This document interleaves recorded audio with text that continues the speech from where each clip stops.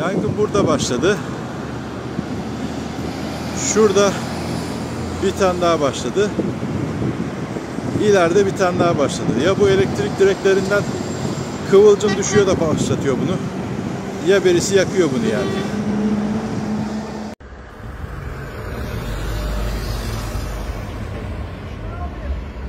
Başkan, Doğançay yanıyor.